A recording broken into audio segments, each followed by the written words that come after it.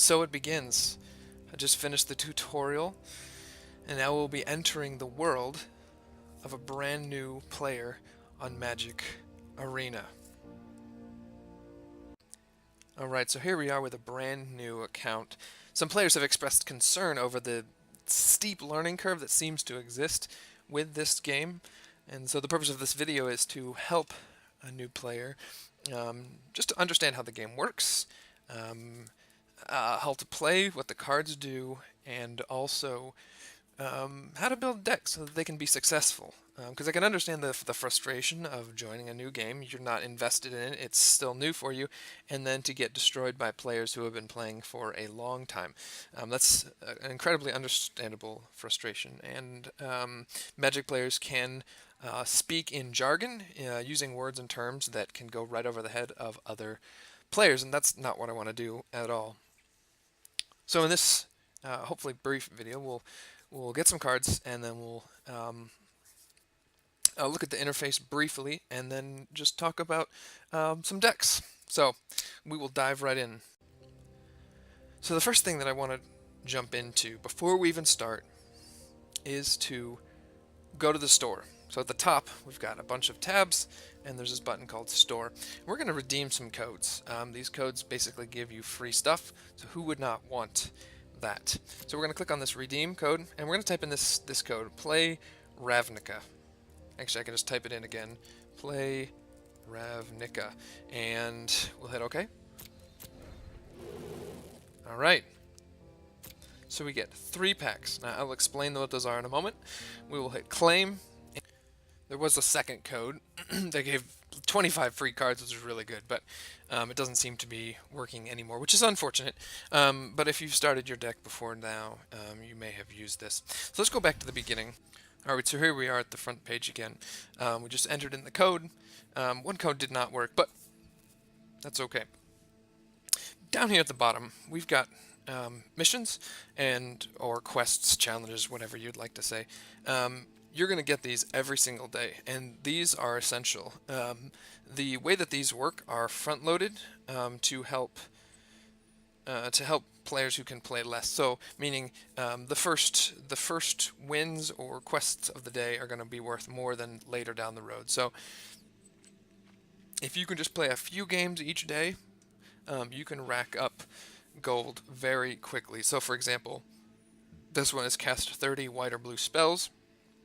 If you do that, and we'll talk about that, you'll get 750 coins. You can also use this, press this button, and it will change it to something else. So if it's like a 500 gold one, then getting the 750 is obviously better.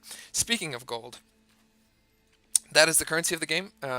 Gold is how you buy packs, how you enter in competitions. There's also gems, which you can purchase at the store with money, and you can turn those into packs. But we won't talk about that right now. Speaking of packs, so if we go, you're going to click on this to open packs. It says we have 3. So to open a pack, you've got ones that you've bought. You just click on it, and it's going to open all nicely. The rare will be flipped. You can click on it, and you get to see what you get. So there's going to be 5 commons, 2 uncommons, and then 1 rare or mythic. So we got a mythic rare, which is actually kind of cool. And I'll explain what these mean in a bit.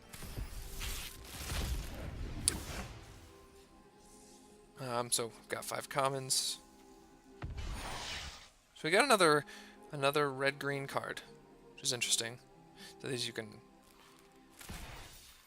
choose either side, and we'll do the last one, and again 5 more commons and a rare. Okay, so let's go to our decks. This is the fun part. So as you start, you get 5 decks. Now each day that you play, you're going to get another deck, and the new decks are going to be 2 colors. So the ones you start out with, these can be crap. So you might get wrecked at the beginning. It's okay, that's part of it. You're going to build your collection each day, and by the end of the first week, you're going to have 15 pre-made decks plus all the cards in them you get to keep. So yeah, so this is going to be your deck interface. So anytime you want to come choose a deck, edit it, you can click this plus sign to make a new deck. You can click down here to look at your collection, which we can do. And here you'll have all of your cards. If you want to choose a color to look at, you can click on the color and it will bring out. So, speaking of which, let's go back to our decks. And let's look at some of these decks. I think for a new player, it's probably safest to choose either a red, green, or white deck. So we can pick one of those now. Alright, so you get in your deck screen. Now, here on the right is your deck. These are all the cards. So here's a nice little box with a picture, the number of cards. So 60 is the minimum that you can have in your deck. So keep it at 60. That's a good number. Anything more than that will make your deck weaker because your best cards will become a smaller part of it. And then on the left here we have all the different cards that you can put in it. So we'll take this on a run. Green's fun, probably pretty simple color to figure out, especially at the beginning.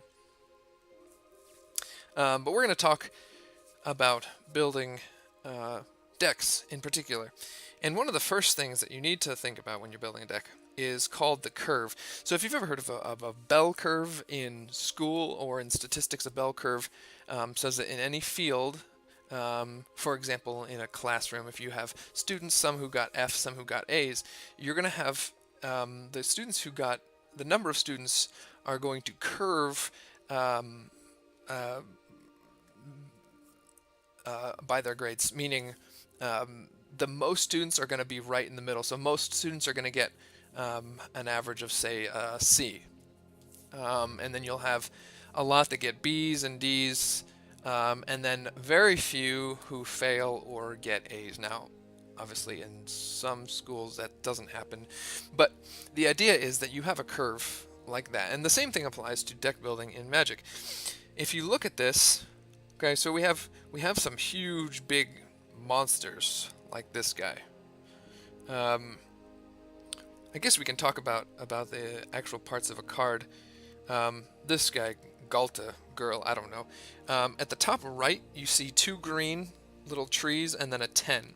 So each of those trees means it costs 1 green mana. Mana is basically your energy. So this costs 2 and then 10 of anything else. So the total that it costs is 12. So that's a ton. You're not going to get that in most games. But he's at the top. He's at the most expensive character. This one costs 7. Pretty simple.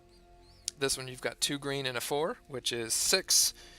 This is 3 green and a 3, which is also 6. And this is 2 green and a 3, so this is 5. This guy is 5 green. So these are really powerful, big guys. They're big T-Rexes and dinosaurs. But the problem is, if you just put your deck, fill your deck with those, sometimes you'll have a deck that just plays little guys, like this guy who only costs 1, and he's weak, but he only costs 1, and they can play a lot of those guys and kill you before you even get a chance to play your big ones. So the idea of a curve is you want to, actually we can look right here. Here's our curve. So we have a couple cards at 1. Ideally you'd probably want more than that. We have a lot of cards at 2 and then 3, and then it gets lower until we get down at the end. So the idea is you want to have more cards on the lower end, and then as you get more expensive you can still have cards, but there need to be fewer so that you have stuff to cast at the beginning. So here if we look at this, we've got 2 that cost 1, several that cost 2, a few that cost 3, and then 3 that cost 4, and then 5, and then 6, 7, and then 12. Okay, so if you're building a deck, you need to make sure that this is something. If you do not have enough cards down here around 1, 2, and 3, you will die. Any deck that has more stuff that's cheap will just kill you quickly. Now lands, Arena's kind of cool because it'll put lands in there for you, but you can choose the number of lands. I would suggest 22 to 24. Maybe in some decks, like a blue or a black deck, you can put more. But I would say 22 to 24. If you have a lot of cheap stuff, then put 22. If you've got a lot of more expensive stuff like this one, then maybe 24. But now, see, we got rid of a forest, so there's only 24 forests, so we're down a card. So we're going to pick something green to put in here. And just going to, I guess, you know what? We don't have a lot of green stuff, so we'll just put this guy. Boom. So now we've got 60 cards. So yeah, so that's going to apply to any deck.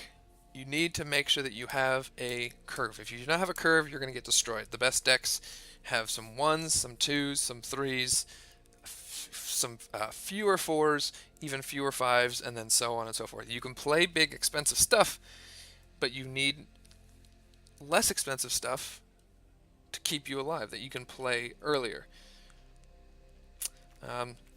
So yeah, so let's take this deck into a battle, and then we can look at some gameplay. So we're gonna come back to the main screen, and we're gonna hit this play button, and we're gonna do ranked because we want to get our rank up. Play, actually no, let's just do regular play. We're gonna click on this plus sign, and we're gonna click our green deck and hit play. So it's going to match us against an opponent. The opponent will hopefully have similar skill and deck level. My name is Pot Dindy Noob, because reasons. Alright, so here we have our hand. Now let's look. When you get your hand, you have a choice to either keep your hand or you can mulligan it, which means you'll, if it's a bad hand, if you think it's a bad hand, you put it away and draw 1 fewer card, so we draw 6. This one has 2 lands and 5 spells, so I'm going to keep it because I have some lands, and look at this, 2, 2, 2, 2, 6. So I've got some stuff I can play at the beginning. So we're going to hit keep, and we get to go first. Going first is important. So they'll choose. So you want to play a land every turn, if possible. We'll hope Mr. Jojo is quick. Okay. So these light up, drop a forest, we have nothing to play, our turn is over.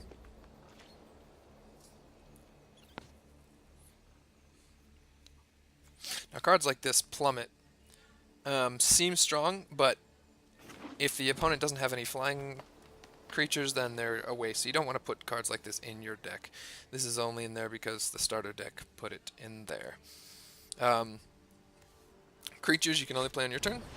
Okay, so this is probably the same starter deck that we have. So we're going to play another land, and we're going to play this guy. So this guy costs 2, so we'll look at him. See, it says a green and a 1, so that's 2. He's a 1/3, so he's got 1 attack and 3 health points. That's basically the way to think about it. So you have to deal 3 damage in order to kill him. And see how they just turned this guy sideways? If we turn this guy sideways, he will add, basically he becomes a forest. Similar. So we have 1 green, 2 green, and 3 green if we want it.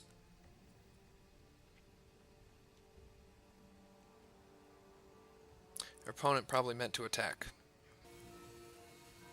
So we can just pause to talk. See, my guy is similar as to theirs, except my guy costs 1 more, and theirs costs 1 less.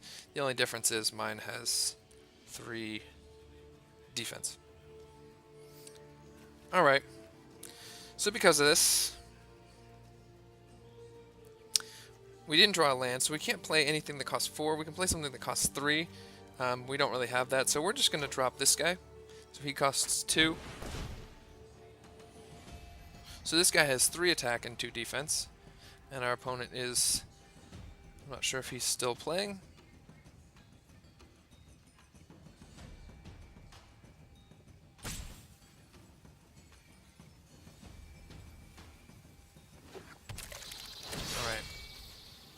So when this guy enters, basically this says that he can kill a creature with flying. So I don't think we're going to see any creatures with flying. We can explain that. Alright, so now we're going to go to our attacker phase because we have nothing else to do. There's nothing he can block with. I'm going to just choose to get in. We're going to attack for 1 damage. Click on him. And they can't block.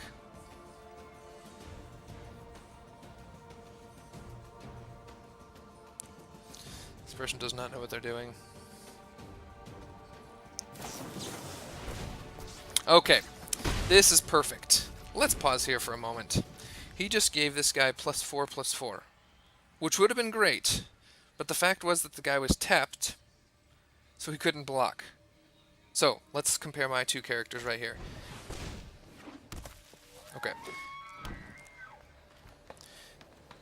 This guy, is tapped, so he's got that arrow, he's sideways sort of. He cannot block. This guy can block. So, our opponent tried to give their guy +4/+4, but he was tapped. So if he was untapped, he would have just killed my guy, because he would have been a 5/5, and he would have eaten him for breakfast. But because he was not, alas, he couldn't do it. Alright, so now we're going to get to see how this guy works as a land. We did not draw a land, which is unfortunate, but we have this. So we're going to play this. Now this costs 3, so it's a green and a 2, and it says the enchanted creature gets +1/+1 for each forest you control. So I control 2 forests, so we're going to play it, and then we're going to put it on a creature. So let's put it on this guy. So he's going to get +2/+2, and now he's a 5/4. And their guys are smaller, so let's attack. We've got a big guy. Let's get in for damage.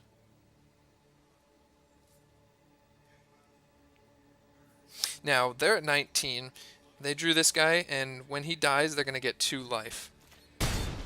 So that's relevant to know. Now, if you count, they have access to 1, 2, 3, 4 mana. So we have access to 3. 1, 2, plus this guy's 3. They have 1, 2, 3, 4 right now.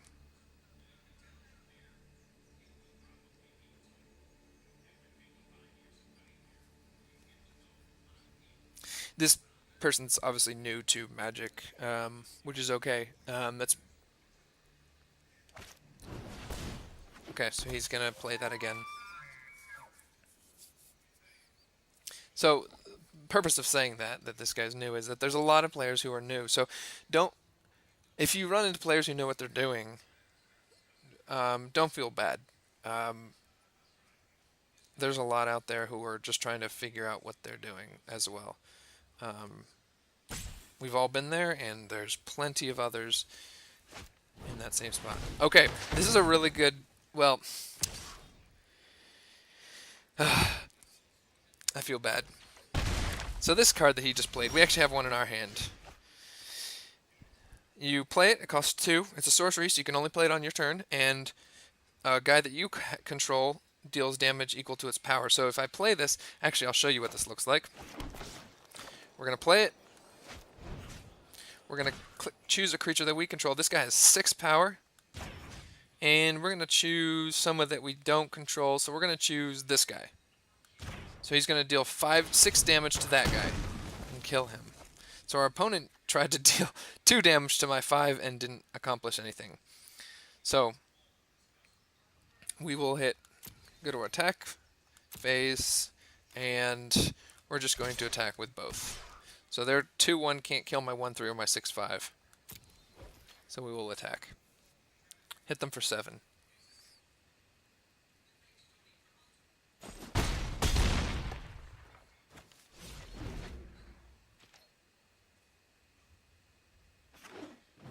So now he has access to 4 mana. He used to have 4, but I killed that guy, so he's still at 4. Now he might start playing something big, but we shall see.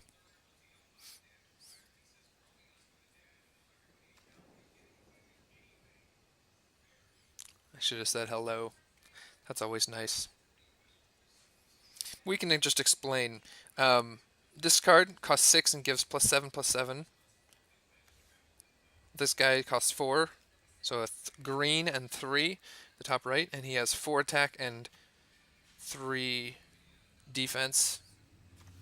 And this thing gives +4/+4. They already used that, and we have 1.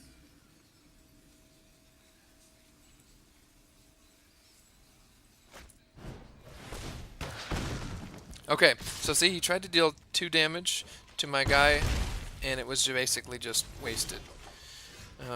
So, I'm not going to kill them just yet, because I just want to see what this looks like. Actually, yeah. So, we're going to use this right now. So I'm going to show you when to use instance. So we're gonna go to attack. Now, let's say that they had a big blocker. Okay, they don't, but let's just say they did. If I were to cast this first, then they would just block this guy. But we'll make our attackers, and after, now we'll play that, give him a lot more health, and it's obviously unnecessary, but there you go. So we kill him. Our opponent obviously was brand new. Hopefully he will go to the forums and ask questions, because that's the way to do it. But we get coins from winning, playing a game and winning a game. So we can hit claim. We got 500, and now we've got 1,000. So I'm going to stop there for now, and hopefully we can make some more in the future. So thank you for watching, and next time we can try a different deck. We can try, well, looks like we've got white or blue, so let's try a blue or a white one. Probably white one, that'll be fun to do. So yeah, thanks for watching.